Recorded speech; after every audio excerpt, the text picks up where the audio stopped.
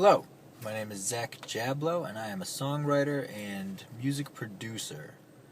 A lot of the hurdles that I face as a songwriter and a producer in the lane that I'm in is either barriers with technology or just time restrictions. A lot of the times my phone will ring and I'll get an email, and the client or the call will say, "We need something this outrageous in a half hour," and you either have to have something ready to go or you just scramble to make it.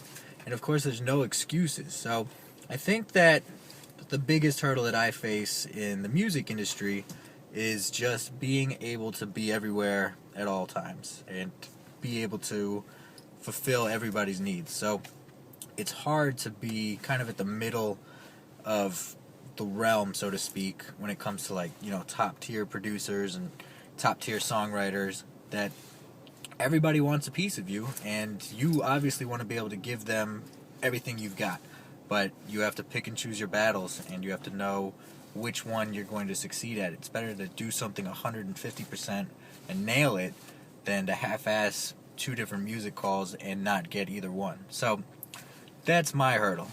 And it's, I guess it's not that big of a problem to have too much work to do. I'm not complaining.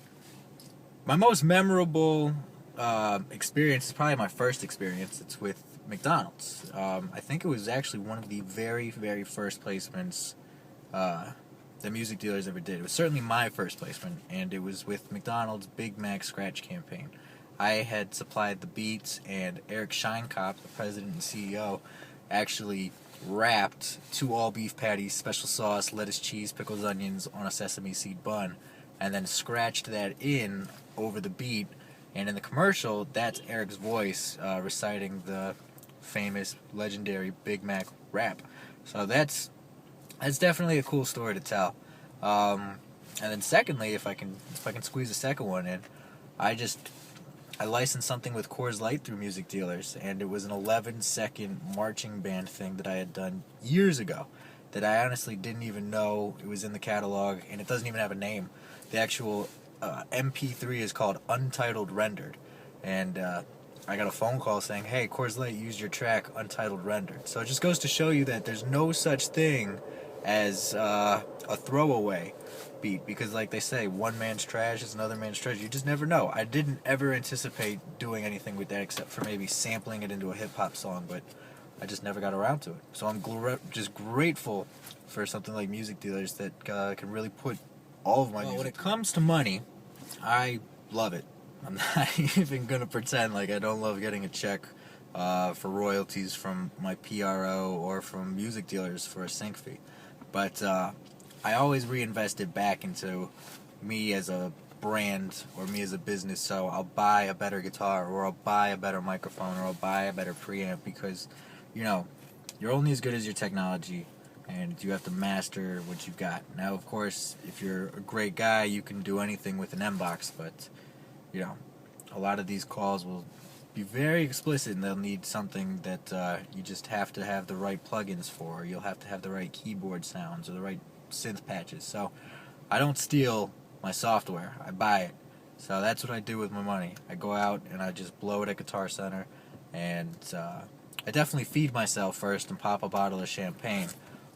But at the end of the day, all my money goes right back into Fox and everything that the Fox does to stay afloat. Last and definitely not least, a message from the other side of music supervision, the artist, the writer, the producer.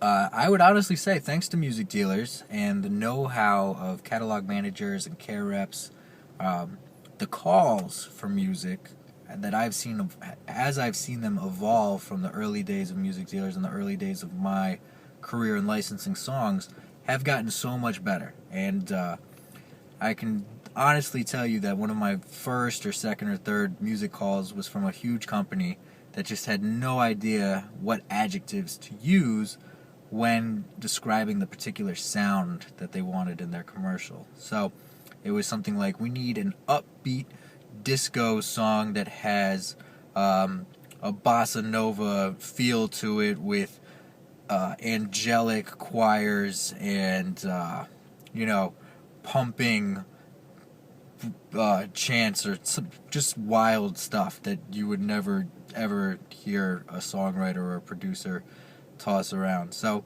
the musicality and the vocabulary that I see coming back and forth between music dealers and clients is definitely improved. So I would just like to tip my hat to music supervisors for being able to communicate more efficiently and really telling us what it is that you hear in your head or what it is that you want specifically out of a song, so that way we can deliver it on the first try and it's not a guessing game.